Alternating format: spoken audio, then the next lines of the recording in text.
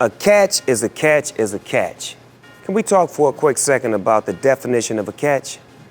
Now, I thought we solved this whole thing after the playoffs last year when my man Dez Bryant was robbed of a game-saving goal line grab that would have likely helped the Cowboys beat the Packers.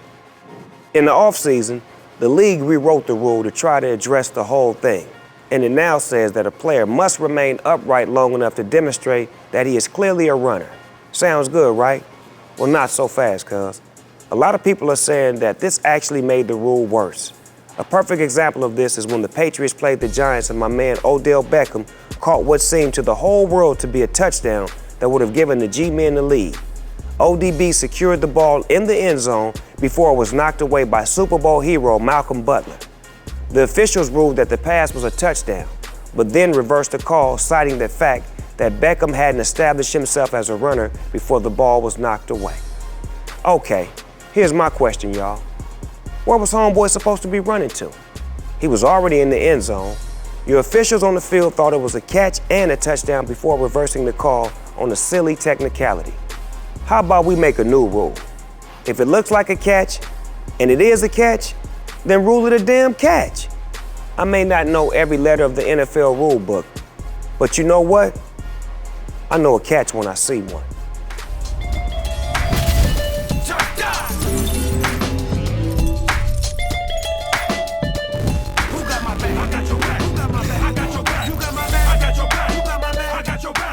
Welcome to Turfed Up. I'm your host with the most, Big Snoop Dogg, AKA Coach Snoop.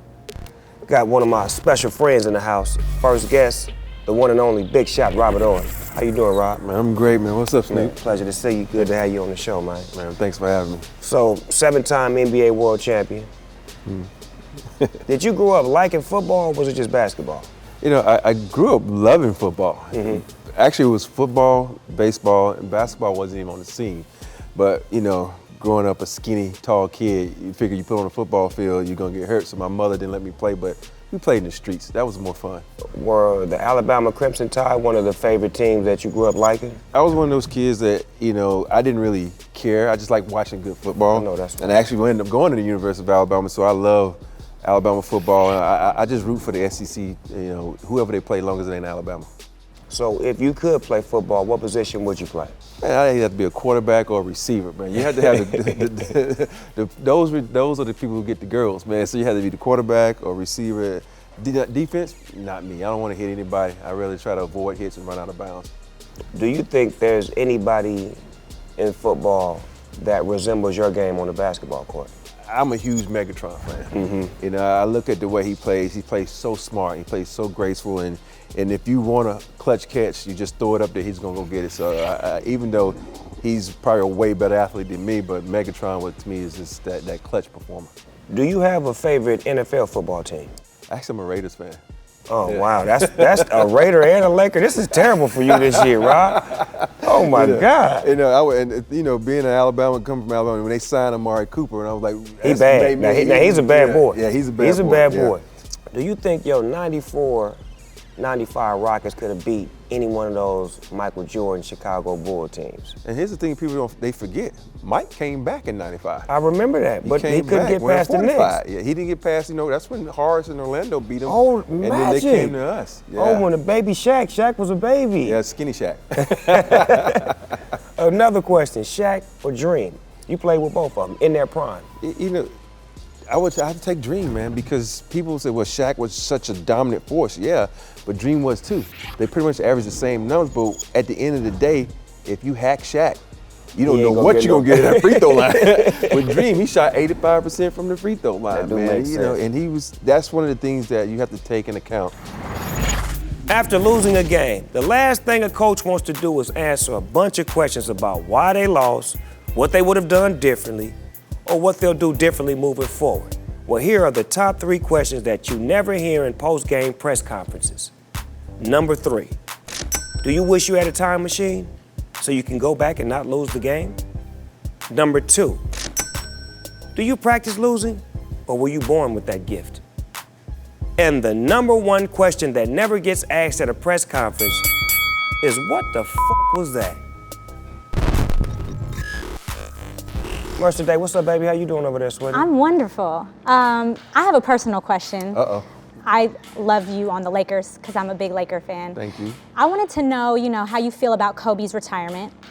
Kobe's retirement is one of those things where it's time. I hate to say it, it's time, and you don't want to see your great players fall from grace. And he's fallen from grace fast because of all the injuries he's had. He's missed the last 3 seasons due to major injuries. And I'm happy that he said, okay, I'm going to call it quits, because you want to remember the good things, because, your last impression in sports is going to be your most memorable impression. All right, we have another question from @MrBrewCrew21. He said, did he enjoy hitting that shot against Portland at Staples? He probably talking about the shot that I made against Portland in Game 7, where we kind of started that run. Where I kind of stripped Rasheed Wallace, dribbled out to the 3-point line, and hit a 3. The next thing you know, that cut the lead down to 18, and then from there we took off. And so it's always great to start a game like that, or start a run like that, and make shots. You always want to make buckets.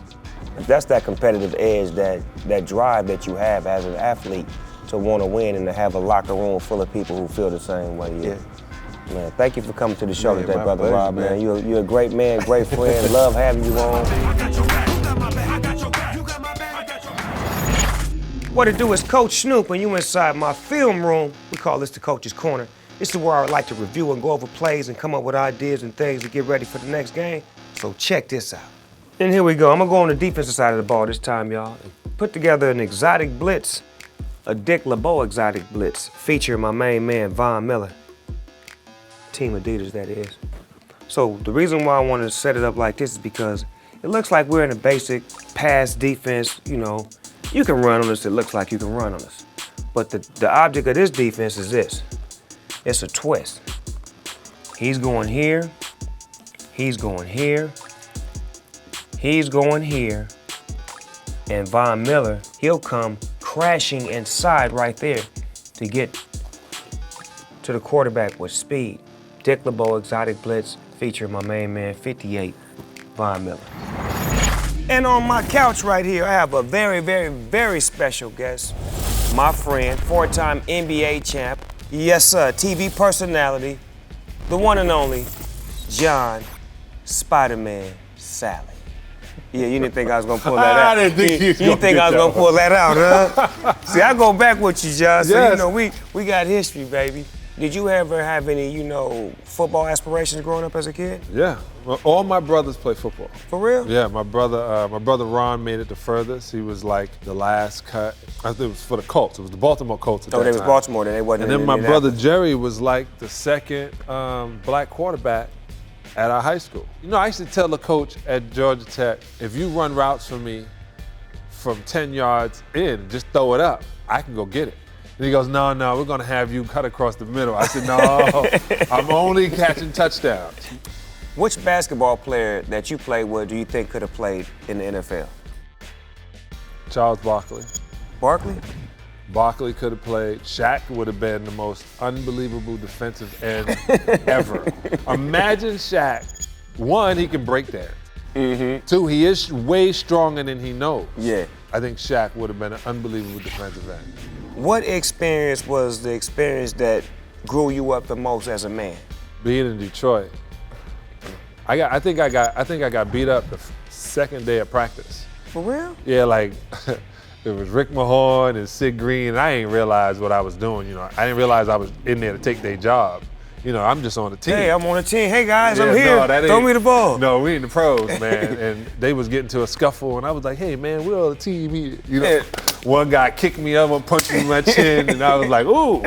So I was like, what just happened? And coach looked down at me. I just think that I grew up a lot in.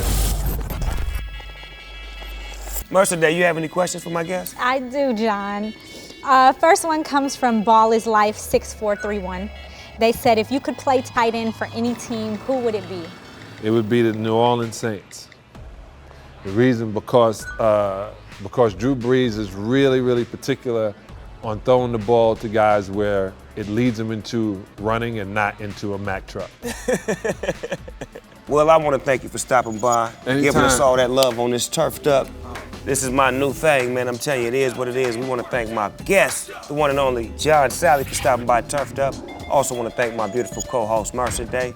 And we want y'all to tune in, same dog channel, same dog time, until we meet again at 1 and 1.